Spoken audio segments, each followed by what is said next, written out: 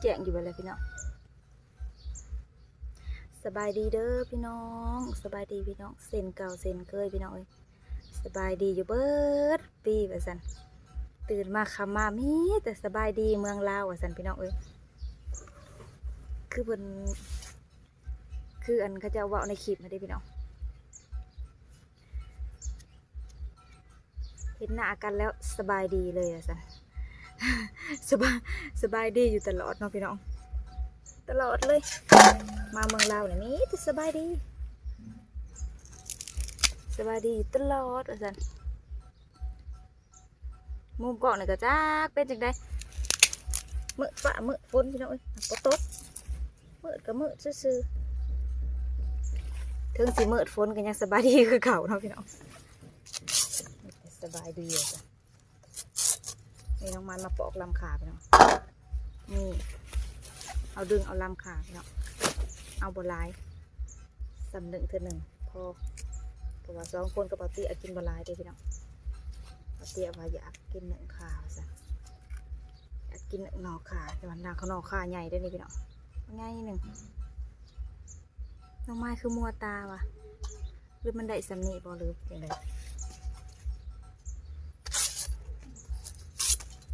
หน่อบักง่ายๆเลย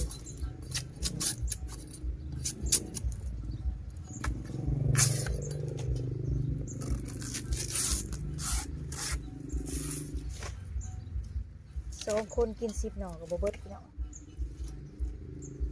คันขาใหญ่มันบักใหญ่หนึ่งดิเช็ดขาน้อยนะโอ้ยน้อยนะเอาอย่างปอกมีอยู่ก้อนหนึ่งขาน้อยพี่น้องน้องไม้หอมปุนี่ปุเลยปลาไว้แต่ขาใหญ่นะมันสิบักใหญ่หนึ่งหน่อมันนับใหญ่หนึ่งปอกแล้วก็หยอดบักใหญ่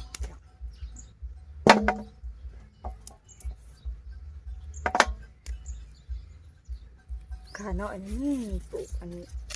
ปอกเทละก้อกันพ่อหนูจะมาหน่อปอกใหญ่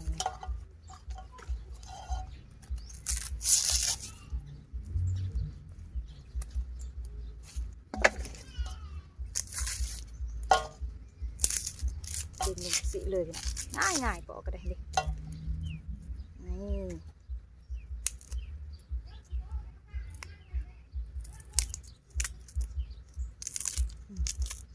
ขาขัดไปเนาะส้มมาใหญ่เลยพี่น้องส้มมาคายไม่ใหญ่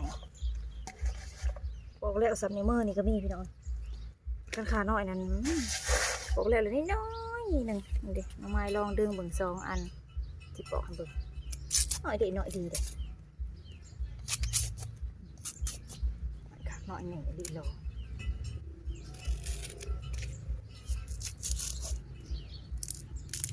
ง่ายเลยได้น้อยหนึ่งดิเต็งเดียวหนึ่งขาน้อยเขาน้อยเลยจาก4เลยพี่น้องกินเขาเต็มปากเต็มคำนี่น้อยหนึ่งเต้นบดแจ้งจะกินแบบไหนนะพี่น้องเมื่อมัวปนที่ตกนี่แหละเอาปนตกปนก็ได้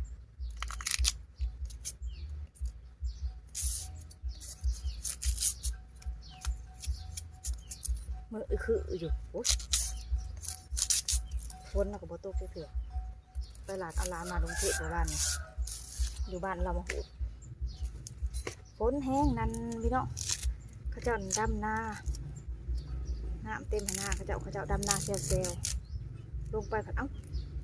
คือมีน้ำมานำไปนำบนทางเด็กเนาะนำไปผัดเอาเปียกไปมีน้ำบัดนำบนทางกับน้ำเต็มเลยน้ำบนทางไปหอดบ้านเขาเจ้าว่าน้ำนั้นเห็นแต่เขาเจ้าโลกาเซลอยู่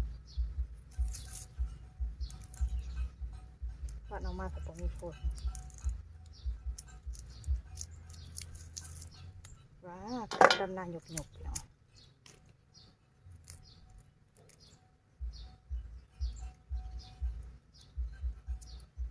บ้านน้องไม้นะบ่มีฝนพี่น้อง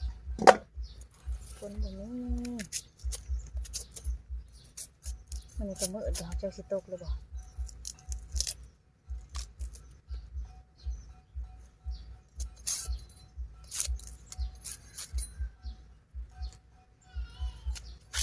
จะเป็นอะไรมุมเกาะกับบ่ได้เว้ยมืดจิลุจิเหลืออยู่มันบ่ได้แอดแล้วมันถ่ายว่างามไปแล้วมืดบ่แจ้งเป็นบ่แจ้งดิมันเป็นจิลืออยู่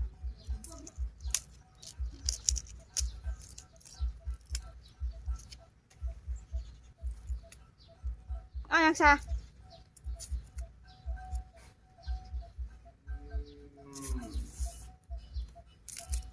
มายัง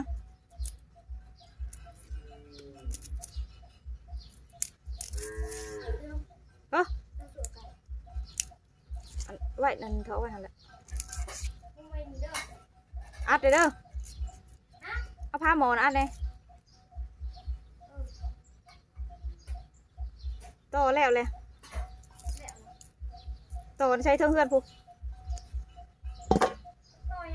เอาโตเนี่ยให้ประมอนทำไม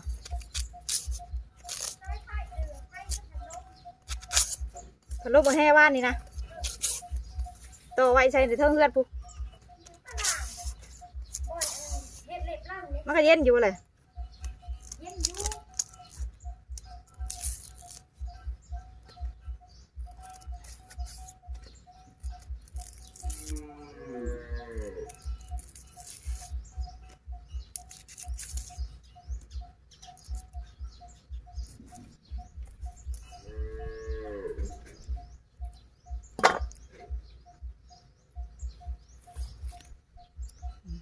เสือ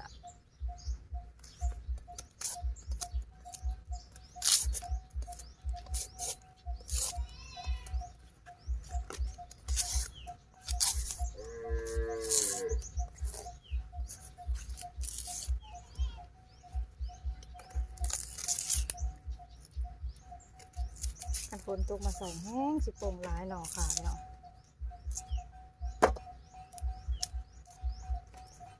นี่ก็ยังลกตลอดเลยดึงอยู่ตลอดพี่น้องอย่างนั้นได้ดึงไปซื้อเนี่ย10,000นะบ่พอหันหนึ่งกูคิดเองอย่างสิเลยพี่น้องฉันบ้าอยากกินลายกับหนึ่งกินหน่อยก็เอาหน่อยอยากกินลายก็เอาลายฉันบ้าซื้อหมูน้ำน้อย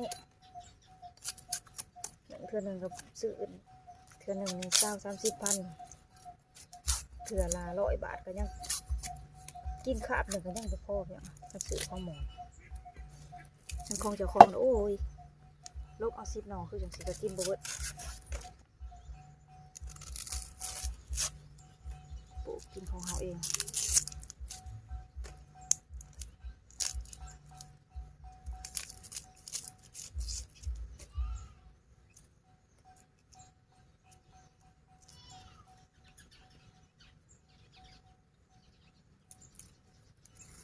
ขาอ่อนผัดกินเสบพี่น้องแนวอื่นอ่อนผัดกินบ่เสบได้เด้อไม่ยั้งเลยแนวอื่นโอเคจ้ะพี่น้องมาในน้องไม้ขอจบคลิปซะก่อนพบกันใหม่คลิปหน้ามื้อนี้งามพี่น้องขากับขาใหญ่จ้ะพบกันใหม่คลิปหน้าจ้า